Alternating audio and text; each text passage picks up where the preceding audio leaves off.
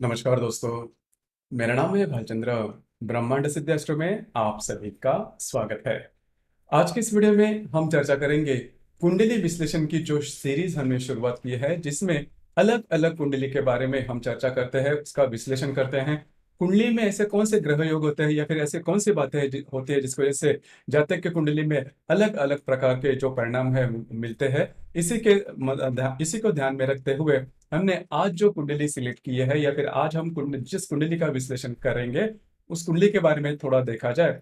तो जैसे आप देख रहे हो कि यह जो कुंडली है, यह कुंडली एक स्त्री की कुंडली है। उसी प्रकार इस कुंडली की जो विशेषता है यह यही है कि यह जो कुंडली है, यह जो स्त्री है, एक महानगर में रहती है जिसमें इनकी करोड़ों की जायदाद है जो कि पुश्तैनी है। उसी प्रकार इनका एक भाई भी है। उस भाई ने खुद ने आत्महत्या की। हालांकि उसकी जो मौत है या फिर वो दुर्घटना थी, वो किस प्रकार से थी, मतलब क्यों हुई, कब हुई, इसके बारे में वो तो जानकारी नहीं है ज्यादा, क्योंकि इसके बारे में स्पष्ट रूप से कोई जानकारी नहीं है। लेकिन बहुत ही कम उम्र में उनकी मौत हुई थी इनके भाई की। उसी प्रकार इनके शादी के जो सुख है या फिर विवाह सुख है, इस मामले में भी अगर देखा जाए तो इनका जो विवाह था वो अरेंज मैरिज हुआ था। विवाह के करीबन 10-12 साल के बाद यह जो महिला है वो किसी अन्य पर पुरुष के साथ करीबन 2-3 महीने बाहर रही और फिर से अपने संसार में आ गई। इसी प्रकार दूसरी एक बात है कि इनके जो भी संतान है, उन संतान के बारे में एक जो संतान है वो पूरी तरह से मतलब आउट ऑफ द वे है, अच्छी नहीं है और पूरी तरह से बिगड़ी संगत में गई है। तो इनके जीवन में ये जो बातें हैं वो क्यों हुई, उसी प्रकार इनको खुद को भी शारीरिकता के बारे में बड़े कॉम्प्लिकेशंस है। तो ये जो सभी बातें हैं वो सभी बातें इनके जो लाइफ है, इनके जो जीवन है उसमें क्यों हुई, इसके पीछे के कारण क्या है, वो हम एस्ट्रोलॉजिकली ढूंढेंगे या फिर एस्ट्रोलॉजिकली इसके बारे में मालूमात करेंगे। तो सबसे पहले आप यहाँ पर जैसे देख सकते हो कि यह जो कुंडली है, यह कुंडली मिथुन लगन की कुंडली है। कोई भी कुंडली जब भी आपके सामने आती है तो कुंडली की जो पोटेंशियल होती है, जो कुंडली की जो शक्ति होती है, वो जाननी ज्यादा आवश्यक होती है। मतलब लगन के आधार पर आपको ये देखना ज्यादा आवश्यक होता है कि उस कुंडली के जो महत्वपूर्ण शुभ ग्रह है और अशुभ ग्रह है, हर एक लगन से शुभ ग्रह अशुभ ग्रह वो चेंज होते रहते हैं। तो आपको पता होना चाहिए कि हर एक कुंडली के लिए, हर लगन के लिए, कुंडली के लिए शुभ ग्रह कौन से हैं, अशुभ ग्रह कौन से हैं। जैसे कि अगर आपको यहाँ पर जैसे आप देख रहे हो कि मिथुन लगन की कुंडली है, तो सबसे महत्वपूर्ण जो ग्रह होता है मिथुन लगन के कुंडली के लिए वो होता है शुक्र और शनि, और इस लगन कुंडली का जो स्वामी है बुध। तो ये जो तीन ग्रह है इनकी जो प्लेसमेंट है वो बहुत ही महत्वपूर्ण होती है। सबसे पहले जैसे मैंने कहा कि यह जो कुंडली जिस महिला की है, इनकी पुश्तैनी जो जायदाद है वो बहुत ही ज्यादा है, करोड़ों में है। तो जैसे आप देख सकते हो तो पुश्तैनी जायदाद जो होती है वो आपके द्वितीय भाव से देखी जाती है, धन भाव से देखी जाती है।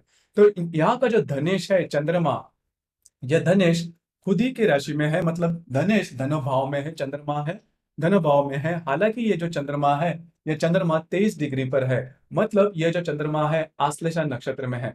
आपको हमेशा यह ध्यान रखना चाहिए कि आपको किसी भी ग्रह के जो अंश होते हैं, जो डिग्रीज होते हैं, उससे मालूम होना चाहिए कि वो जो ग्रह है वो ग्रह कौन से राशि में है, कौन से नक्षत्र में है और कौन से नवमांश में है। वो सिर्फ डिग्री देखकर ही आपको पता लगना चाहिए। जैसे कि आप यहाँ पर देख सकते हो कि ये जो चंद्रमा है वो आश्लेषा नक्षत्र में है और हर्षल के युति योग में है, लेकिन यहाँ पर धनेश धन भाव में है। इस वजह से इनका जो चाइल्डहुड था, इनका जो बचपन था वो काफी अच्छे तरीके से गुजरा और पुश्तैनी जायदाद भी इनके पास बहुत सारी है, जैसे मैंने कहा कि करोड़ों में है।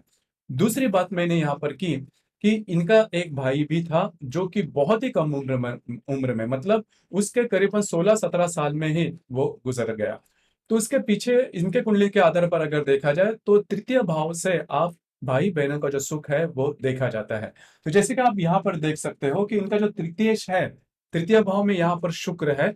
लेकिन जो कोई भी ग्रह जिस भाव में जाता है उस भाव के राशि का जो स्वामी होता है, उसकी जो प्लेसमेंट होती है वो बहुत ही महत्वपूर्ण हो जाती है। जैसे कि यहाँ पर ये जो तृतीयेश है, मतलब तृतीय भाव में सिंह राशि आती है। तो जो तृतीयेश है रवि, यह जो रवि है वो राहु के युति में है। रवि जो है वो 11 डिग्री पर है और जो राहु है वो 10 डिग्री पर है। तो इस लिहाज से अगर देखा जाए तो रवि और राहु की युति है, और रवि और राहु की युति स्त्री की कुंडली में अच्छी नहीं मानी जाती। वो क्यों अच्छी नहीं मानी जाती इसके बारे में भी आगे चर्चा करेंगे। लेकिन यहाँ पर अगर भावेश तत्व से देखा जाए, जो तो रवि है तृतीय वो राहु की युति में है, जिस वजह से जो मैंने कहा कि भाई जो उनका गुजर गया उसके पीछे का कारण क्या था, मतलब उसने आत्महत्या की या फिर अन्य कोई बात थी, उसके बारे में पता नहीं चला। मतलब भाई का सुख कब मिला, भाई के सुख के बारे में और भी एक जो बात है वो महत्वपूर्ण होती है कि भाई बहनों का जो सुख है वो मंगल से, मतलब भाद्रकृत मंगल को कहते हैं, मंगल से भी देखा जाता है। तो यहाँ पर अगर आप मंगल देखो तो ये जो मंगल ग्रह है वो शत्रु राशि में है, मतलब कन्या राशि में है, और बुध के कंजंक्शन में भी है, बुध की युति में भी है। तो आप जो प्रिडिक्शन करोगे भाई बहनों के सुख के बारे में, ये कंफर्म हो जाता है कि यदि इस प्रकार की बात है, मतलब तृतीय अच्छा नहीं है, तृतीय स्थान में पाप ग्रह है, या फिर आप मतलब भातृ ग्रह जो मंगल है वो भी अगर ठीक नहीं है, तो भाई बहनों के सुख में प्रॉब्लम कॉम्प्लिकेशंस काफी ज्यादा आ सकते हैं। तो यहां से आपको पता लग सकता है कि जो बातें हैं वो कॉम्प्लिकेशंस है भाई बहनों के सुख के मामले में भी। अब हम पता करेंगे कि विवाह सुख में ऐसी क्या बात हुई जिसकी वजह से जो बातें हैं थी वो ज्यादा कॉम्प्लिकेटेड हो गई। जैसे कि आप यहाँ पर देख सकते हो, सप्तम भाव से जो विवाह सुख है, विवाह सुख नॉर्मली आपके सप्तम भाव धन भाव और आपका जो व्यय भाव है वहां से देखा जा सकता है। तो जैसे कि यहाँ पर इनका जो सप्तमेश है, सप्तम भाव में धनु राशि है, जो सप्तमेश है वो गुरु है, वो स्वयं से 12वें स्थान से, मतलब स्वयं की राशि से 12वें स्थान में है, वृश्चिक राशि में है। उसी प्रकार इस स्थान में भी शनि है जो कि 7 डिग्री पर है। 7 डिग्री पर शनि है, मतलब यह जो शनि है वो मूल नक्षत्र में है। अब यहाँ पर इसमें और भी 2-3 विचार है वो बहुत ही महत्वपूर्ण हो जाते हैं।